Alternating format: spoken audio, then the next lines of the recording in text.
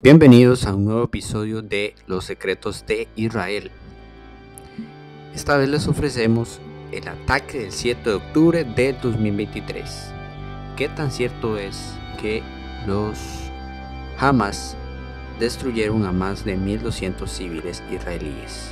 Hay cosas que no se han hablado sobre lo que sucedió realmente ese trágico día, pero poco a poco van saliendo las piezas del rompecabezas y nos damos cuenta que puede que falte una parte de la historia.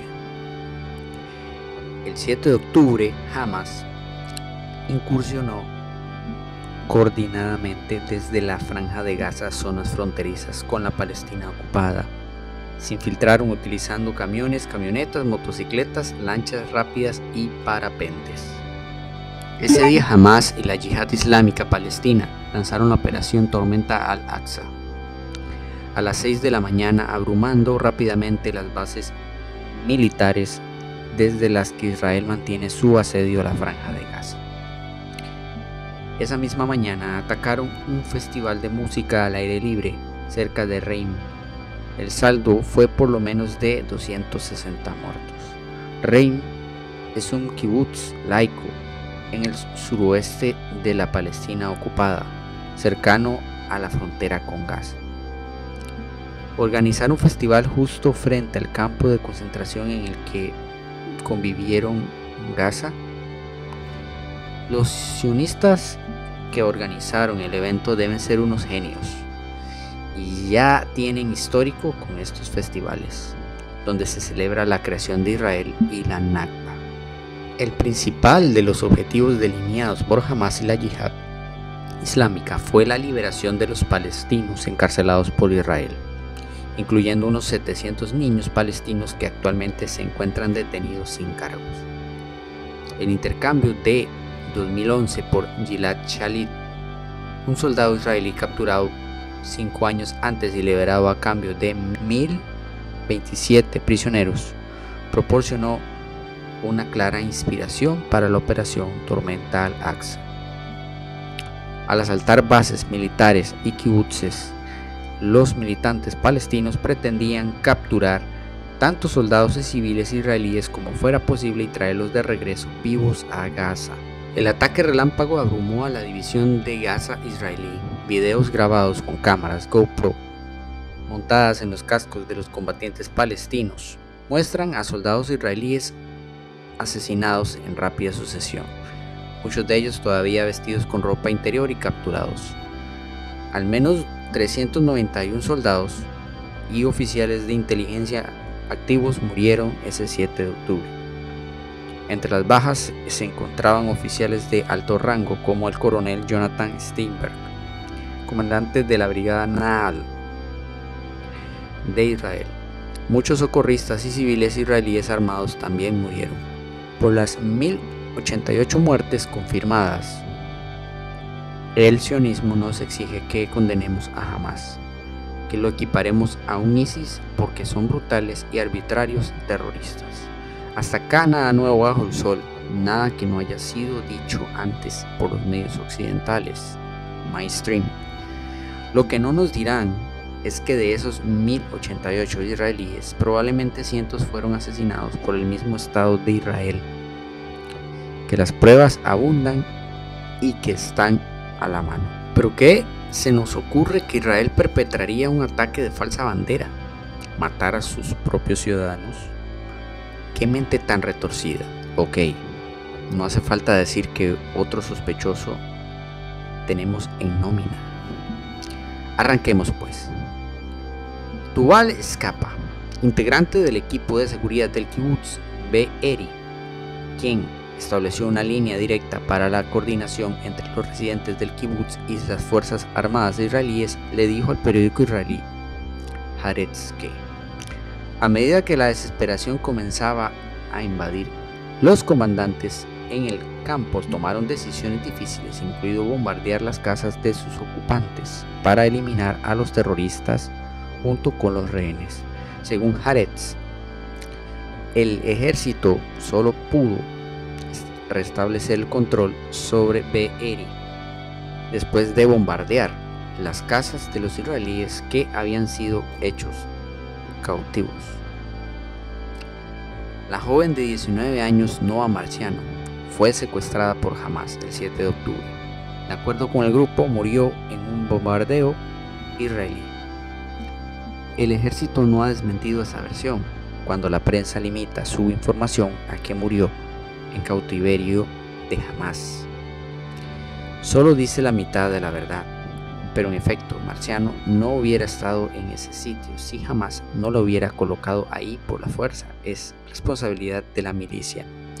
Pero tampoco hubiera muerto si el gobierno de Netanyahu hubiera atendido la exigencia del Foro de Familias de Rehenes y Desaparecidos de aceptar el pacto ofrecido por Hamas,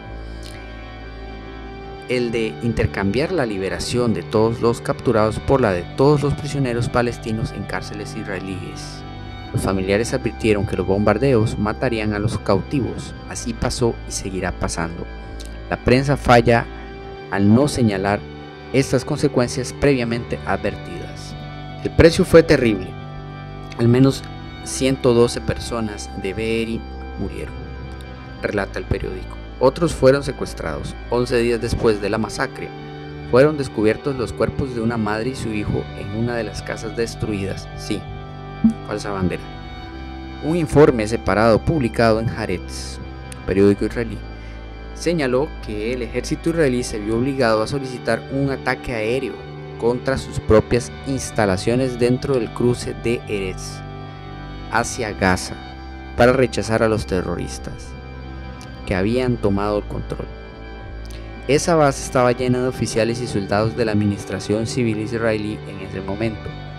Estos informes indican que el alto mando militar recibió órdenes de atacar hogares y otras áreas dentro de Israel, incluso a costa de muchas vidas israelíes. Una mujer israelí llamada Yasmin Porat confirmó en una entrevista con Radio Israel que los militares indudablemente mataron a numerosos no combatientes israelíes durante tiroteos con militantes de Hamas el 7 de octubre. Eliminaron a todos, incluidos los rehenes, afirmó, refiriéndose a las fuerzas especiales israelíes. Porat describió un fuego cruzado muy intenso y el bombardeo de tanques israelíes que provocaron muchas bajas entre los israelíes. La entrevista completa está en abajo, les dejo el link para que lo revisen. Está completa la entrevista de esta rehén israelí, sobreviviente del ataque del 7 de octubre. Aquí un breve resumen sobre la mujer. Yasmin Porat, de 44 años y madre de 3 hijos, dijo que antes de eso ella y otros civiles habían sido retenidos por los palestinos durante varias horas y tratados humanamente. Había huido de la cercana Rave Nova, el festival musical. Una grabación de su entrevista del programa de radio Aboker Haseb esta mañana, presentado por Ariet Golan en la emisora estatal Kan, ha estado circulando en las redes sociales. Cabe destacar que la entrevista no estaba incluida en la versión online de Aboker Haseb del 15 de octubre, el episodio en el que aparentemente se emitió. Es muy posible que haya sido censurado debido a su naturaleza explosiva. Porat, que es de Kabri, un asentamiento cerca de la frontera libanesa, sin duda experimentó cosas terribles y vio morir a muchos no combatientes. Su propio compañero, Tal Katz, se encuentra entre los muertos, lastimosamente. Sin embargo, su relato socava la historia oficial de Israel sobre el asesinato deliberado y gratuito por parte de los combatientes palestinos. Aunque ya no aparece en el sitio web de CAM, puede haber pocas dudas sobre la autenticidad de la grabación.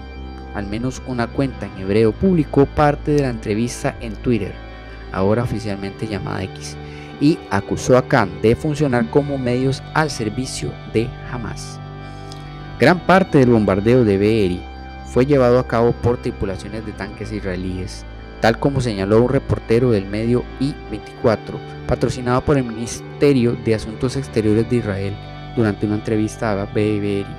Casas pequeñas y pintorescas fueron bombardeadas o destruidas y los jardines bien mantenidos fueron destrozados por las huellas de un vehículo blindado, tal vez un tanque.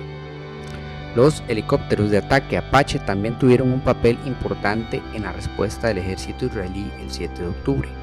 Pilotos han dicho a los medios israelíes que llegaron al campo de batalla sin ningún tipo de información de inteligencia, incapaces de diferenciar entre los combatientes de Hamas y los no combatientes israelíes y decididos a vaciar el vientre de sus máquinas de guerra.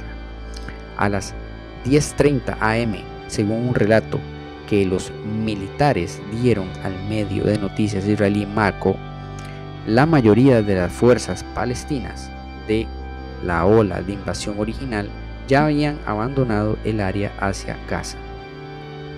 Pero con el rápido colapso de la división de Gaza del ejército israelí, saqueadores, espectadores comunes y guerrilleros de bajo nivel, no necesariamente bajo el mando de Hamas, fluyeron libremente hacia Israel. En ese momento, los dos escuadrones de helicópteros Apache de Israel tenían 8 helicópteros en el aire y casi no había inteligencia para ayudar a tomar decisiones fatídicas, informó Mako. Los helicópteros parecen haberse centrado en los vehículos que regresaban a Gaza desde el Festival de Música Electrónica Nova y los kibutzes cercanos y atacaron automóviles con aparente conocimiento de que podría haber cautivos israelíes en su interior. También dispararon contra personas desarmadas que salían de automóviles o caminaban a pie por los campos en la periferia de Gaza. En una entrevista con el medio de noticias israelí Mako, un piloto Apache reflexionó sobre el tortuoso dilema de disparar contra personas y automóviles que regresaban a Gaza. Sabía que muchos de esos vehículos podrían haber contenido cautivos israelíes, pero decidió abrir fuego de todos modos. Elijo objetivos así, reflexionó el piloto, donde me digo a mí mismo que la posibilidad de disparar aquí también contra rehenes es baja. Sin embargo, admitió que su criterio no fue al 100%. Entiendo que tenemos que disparar aquí rápidamente, dijo a Mako el comandante de la unidad Apache, el teniente coronel en un informe separado. Disparar a personas en nuestro territorio es algo que nunca pensé que haría. El teniente coronel A, piloto de reserva de la misma unidad, describió una niebla de confusión. Me encuentro en el dilema de a qué disparar porque hay muchos, dijo el comandante. Un comandante de escuadrón le explicó en el informe separado a Mako cómo estuvo a punto de atacar la casa de una familia israelí ocupada por militantes de Hamas y terminó disparando junto a ella con balas de cañón. Dijo lo siguiente: nuestras fuerzas aún no habían tenido tiempo de llegar a este asentamiento, recordó el piloto, y ya me quedé sin misiles allí, que es el armamento más preciso. Con la familia dentro de un refugio antiaéreo fortificado, el piloto decidió disparar un cañón a 30 metros de esta casa, una decisión muy difícil. Un informe sobre los escuadrones Apache del medio israelí, Yediot Ahronot, señaló que los pilotos se dieron cuenta de que había una tremenda dificultad para distinguir dentro de los puestos de avanzada y asentamientos ocupados quién era terrorista, un soldado o un civil. La velocidad de disparo contra los miles. El ataque de los terroristas fue tremendo al principio. Solo en cierto momento los pilotos comenzaron a frenar los ataques y a seleccionar cuidadosamente los objetivos.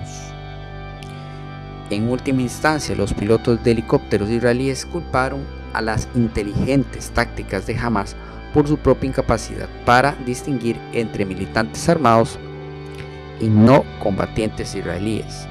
Resulta que el ejército de Hamas puso deliberadamente las cosas difíciles a los pilotos de helicópteros y a los operadores de vehículos aéreos no tripulados, afirmó Yediot Ahronot.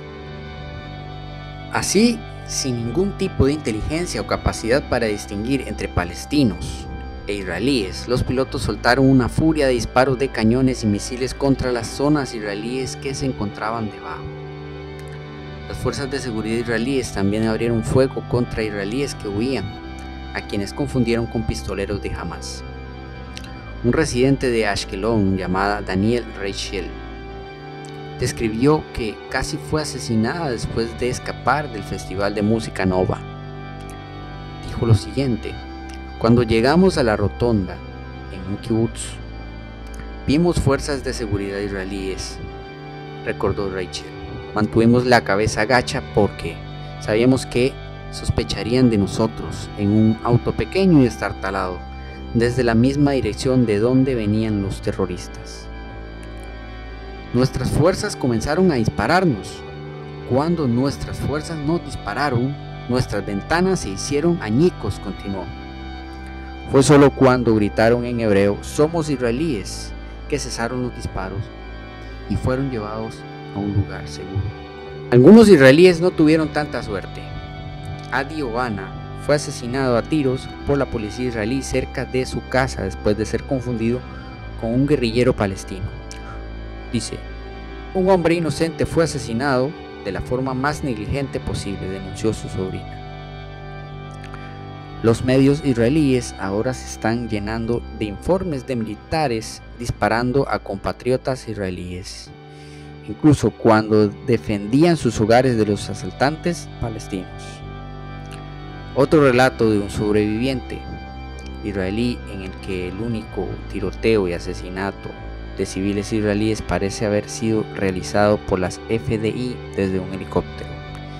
Sin embargo, la creciente evidencia de órdenes de fuego amigo dictadas por el sionismo sugiere fuertemente que las imágenes más discordantes de cadáveres israelíes calcinados, casas israelíes reducidas a escombros y cascos de vehículos quemados presentadas a los medios fueron de hecho obra de tripulaciones de tanques y pilotos de helicópteros que cubren el territorio israelí con proyectiles disparados de cañones y misiles Hellfire. Sobre los bebés decapitados, aquí tenemos la disculpa de la periodista que difundió el rumor. La periodista CNN, Sarah Sidner, se disculpó públicamente por difundir información falsa sobre bebés decapitados. Ayer, o sea, el 13 de octubre del 2023, durante la transmisión en directo, la oficina del primer ministro israelí anunció que había confirmado que jamás había decapitado a niños. Pero hoy las autoridades israelíes afirman que no pueden confirmar los informes sobre niños decapitados. Debo ser más cuidadosa con mis palabras en el futuro. Pido disculpas, añadió la reportera. Y de una vez aprovecho para agradecerles a los chicos de The Grey Zone.